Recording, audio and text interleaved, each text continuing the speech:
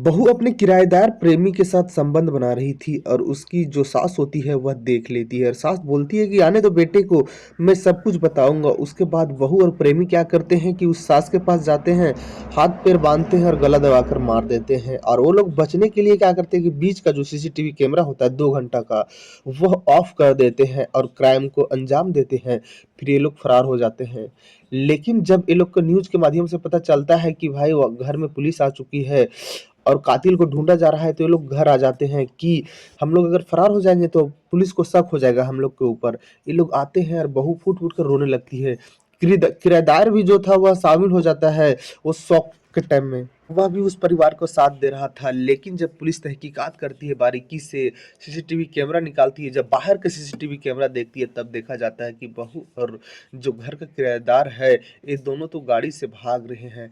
Police को शक होता है और जब ये लोग से सख्ती से पूछताछ किया जाता है, तो फिर ऐसा कहानी बताते हैं ये लोग की सुनने के बाद सभी के होश उड़ जाते हैं। जब कातिल यही दोनों होते हैं, तो फिर जो भी आसपास और परिवार के लोग सुनते हैं, परिवार वाले सीधे बोलते हैं कि अब यह महिला हमें नहीं चाहिए, हमें माँ के रूप में, पत्नी के रूप में नहीं चाहिए, इसे बस फांसी दिया जाए या तो फिर उम्र कैद दिया जाए। पुलिस उसको फिर अपने हिरासत में लेती है और पुलिस कस्टडी में भेज देती है। कहानी को पूरा सुनने के लिए वीडियो पर बने रहें। हाँ तो नमस्कार, आप देख रहे हैं रियल क्राइम और मैं आपके साथ रंजीत साहू। यूपी के लखनऊ में एक परिवार रहा करता था, जिस परिवार में टोटल 5 सदस्य होते हैं। दादी निर्मला देवी 69 साल की थी और इसकी बहू रंजना वर्मा जिसका उम्र 39 वर्ष था, और इसका बेटा रितेश जिसका उम्र 40 वर्ष था, और रितेश का एक बेटा जिसका उम्र 21 वर्ष था, नाम आदित्य होता है, और 15 साल की अंशिका और एक 1.5 साल की सावी। ये परिवार सभी खुशी से रह रहे थे। और जो रितेश होता है वह बिजली विभाग में काम किया करता था, दिन भर काम के सिलसिले में बाहर रहा करता था। और जो आदित्य होता है वह भी डिलीवरी बॉय के काम किया करता था, वह भी घर से दिन भर बाहर रहा करता था। और जो दादी थी वह घर पे रहा करती थी, और जो एक बच्ची थी 15 साल के अंशिका, वह पढ़ाई करने के लिए स्कूल जाया करती। यानी कि घर में बस 3 लोग रहा करते थे, 1.5 साल के बच्ची और दादी और एक बहू। ये दिन में 3 ही लोग रहा करते थे। लेकिन बहू का कहीं चक्कर था। जो रूम का मालिक होता है उसका नाम राजन होता है, राजन शर्मा, उससे बहू का चक्कर था।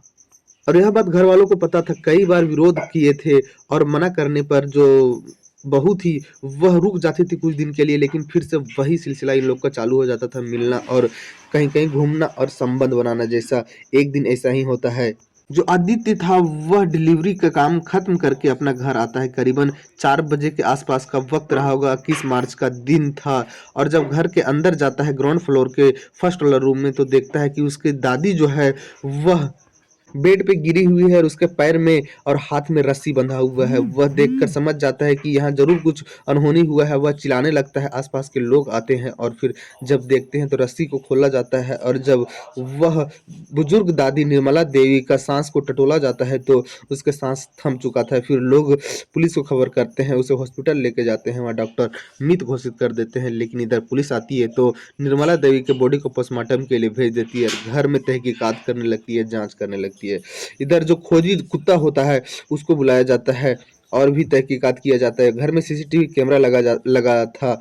वह जब सीसीटीवी कैमरा देखा जाता है तो बीच का 2 घंटा यानी 2 से 4 बजे का बीच में जो टाइमिंग था, उस टाइम में कैमरा बंद था। इधर बहू कहीं से आती है और जब बहू को पता चलता है कि निर्मला देवी का मौत हो चुका है, वह फुट फुट कर रोने लगती है। अगर घर में कोई तेज रो रहा था तो वही बहू रंजना वर्मा रो रही थी और इसे सब शांत करा रहे थे कि चुप हो जाओ, अभी पुलिस आ गया है, कातिल का पता चल जाएगा, कातिल तक पुलिस जरूर पहुंचेगी। और फिर जब पुलिस धीरे धीरे करके तहकीकात करती है, खोजी कुत्ता आता है और फिर जब कुत्ता को छोड़ा जाता है तो वह क्या करता है, कुत्ता की वहां तो पहले जाता है जहां दादी का मौत हुआ है था, और वहां से फिर जाता है वही जो रूम का मालिक था राजन शर्मा, उसके पास चला जाता है। राजन शर्मा घबरा जाता है और वहां से भागने लगता है। जब पुलिस उसे पकड़ती है और जब उससे पूछताछ करती है तब इसका खुलासा होता है और यह कहानी का पता चल पाता है और फिर जो पुलिस घर का सीसीटीवी जब कैमरा बंद किया गया था तो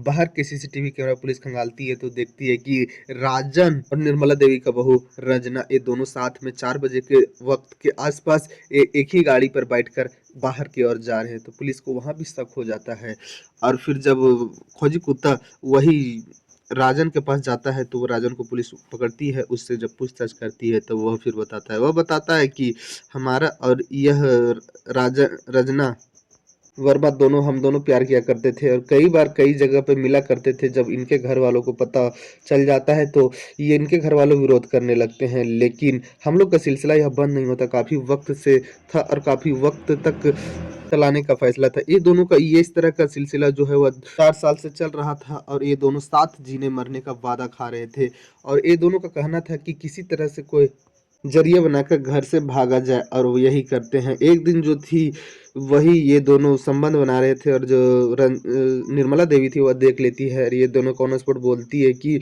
आज बेटा का आने दो आज मैं बताता हूँ बेटा को बता दूंगा और आज फैसला हो ही जाएगा उसके बाद ये दोनों वही अपने दादी को पकड़ती बहू सास को पकड़ती है और निर्मला देवी का हाथ पैर बांधकर उसका गला दबाकर सास निर्मला देवी को मार देते हैं फिर ये दोनों प्लान बनाते हैं कि अब हम लोग यहाँ से भाग जाते हैं और हमेशा हमेशा के लिए भाग जाते हैं उसके बाद रस्सी उसी तरह पैर हाथ में छोड़कर नीचे उतरते हैं ये लोग बीच में क्या करते हैं कि 2 घंटा का 2 से 4 का जो कैमरा था सीसीटीवी कैमरा वो ऑफ कर देते हैं और जाते वक्त ऑन कर देते हैं ताकि यह पता ना चल पाए कि घर में आके हुआ क्या है कैसे हुआ है वो चीज़ ना पता चल पाए लेकिन ये लोग जब बाहर जाते हैं तो बाहर में एक सीसीटीवी कैमरा था जो जो सीसीटीवी कैमरा में ये लोग कैद हो जाते हैं ये लोग अब एक गाड़ी पे बैठते हैं जो कि मालिक का गाड़ी था वही राजन का और गाड़ी पर बैठ के ये दोनों भाग जाते हैं और ये दोनों का फिक्स प्लान था कि अब घर कभी नहीं आना है हम लोग दोनों को कहीं भाग जाना है और एक ही साथ वक्त रहना है लेकिन जब ये दोनों भागते हैं और जब यह पता चलता है जब इनकी बहू रंजना के पास फ़ोन जाता है कि सास के साथ ऐसे हुआ है तो फिर रंजना सोचती है कि अगर अभी घर नहीं जाऊँगा तो फिर लोग हम ही लोग को कातिल समझेंगे, मुजरिम समझेंगे। फिर ये दोनों लौट जाते हैं और जब बहू थी, वह घर लौटती है अपने सास को उस हालत में देखकर फूट-फूट कर रोने लगती है। लेकिन यहाँ सीसीटीवी कैमरा और खोजी कुत्ता से पता चल गया था कि कातिल यही दोनों हैं इसलिए घर में यही थे और अगर कोई भी कातिल आएगा तो फिर सीसीटीवी कैमरा बंद करके तो किसी का कत्ल नहीं करेगा जो कि घर में है जानकार वही सीसीटीवी कैमरा बंद कर सकते हैं और इस तरह का अंजाम दे सकते हैं ये दोनों को जब आमने सामने बिठाकर पूछा जाता है तो ये दोनों अपना जुर्म कबूल कर लेते हैं और घर वालों जैसे कि रितेश के द्वारा भी जो उसका पति होता है रंजना का वह कहता है कि सीधा-सीधी एक ही लाइन में कि हमारी पत्नी को जितनी बड़ा से बड़ा सज़ा मिले उतना कम है। इसलिए कि हमारी एक देवता जैसी माँ का मार डाला इसने। अगर ये बोलती कि हमें रूम मालिक के साथ ही रहना है, अब तुम्हारे साथ नहीं रहना है तो मैं उसे छोड़ देता, लेकिन मेरी माँ को मारने की क्या ज़रूरत है? किसने इसको अधिकार दिया है? और जो इनकी बच्ची थी 1.5 साल की, वो काफ़ी ज़्यादा माँ के अरेस्ट होने पर काफ़ी ज़्यादा रो रही थी, लेकिन वह माँ को एक बच्ची के ऊपर ममता ज़रा-सा भी नहीं रहा था। अगर ममता रहता इतना बड़ा कदम उठाती ही नहीं और फिर इतना बड़ा कदम उठाती तो फिर अपने इस तरह फूल जैसे सास को मारती ही नहीं। एक जो घर के देखभाल के लिए एक बुजुर्ग व्यक्ति होता है उसको भी मार डालती है ये लोग। बस अपना जुर्म छुपाने में। क्या जुर्म छुप गया? जुर्म तो कभी नहीं छुपेगा। जुर्म तो किसी न किसी रूप में आदमी के सामने आएगा ही लेकिन एक जान का कीमत ये लोग लगाते हैं कि किसी को मार दूँ तो शायद मेरा जुर्म छुप जाए लेकिन ऐसा होता नहीं है। अब सबूत के तौर पे जो ये लोग रस्सी यूज़ किए थे और भी जो चीज़ यूज़ किए थे वो सब चीज़ को बरामद करेगी और सभी से बयान लेगी पुलिस और जो कातिल हैं उन लोग से भी बयान लेगी और इन लोग के ऊपर फिर चार्जशीट तैयार होगा और फिर यह मामला कोर्ट जाएगा। कोर्ट इन लोग को क्या सज़ा देती है लेकिन आस-पास के जो लोग हैं वह तो सारे यही बोल रहे थे कि इन लोग को फांसी मिले। इसलिए कि इस तरह का मैसेज अगर समाज में जाता है तो इस तरह का काम आम हो जाएगा। लोग अगर किसी तरह का जुर्म छुपाना चाहते होंगे और छुपाएँगे तो बस एक ही चीज़ देखेंगे कि जो जो व्यक्ति देखा या फिर जो व्यक्ति जान रहा है उसको सीधा मार दो, तो मेरा जुर्म छुप जाएगा, किसी को पता नहीं चल पाएगा। लेकिन ऐसा होता नहीं है। अगर आप मुजरिम हैं तो एक न एक दिन मुजरिम बन के सामने आएँगे। इसलिए कि कितना दिन किसी के नज़रों से छुपते रहेंगे, कितना दिन तक। लेकिन ये लोग जो थे रंजना और राजन ये लोग 4 साल तक अपने परिवार वालों के नज़र से छुप-छुप कर मिल रहे थे और कुछ भी संबंध जैसी हालत बना रहे थे। लेकिन जब एक दिन दादी ऑन स्पॉट देख लेती है तो फिर इन लोग का पूरा ओपन खुलासा हो जाता है और दादी उस दिन खुलेआम चैलेंज कर देती है कि आज मैं बेटा को बुलाऊँ बता दूँगा और जो भी इसमें होना होगा तेरे साथ वो होगा। और यही चीज़ सुन के उसको बहू को लगता है कि आज हम लोग का जो भी चल रहा है उसका पर्दाफ़ाश हो जाएगा और मेरे साथ काफ़ी ज़्यादा अन्याय होगा और इतना बड़ा कदम उठाती है। अब सज़ा का इंतज़ार है इस कहानी में इतना ही। जय हिंद, जय भारत।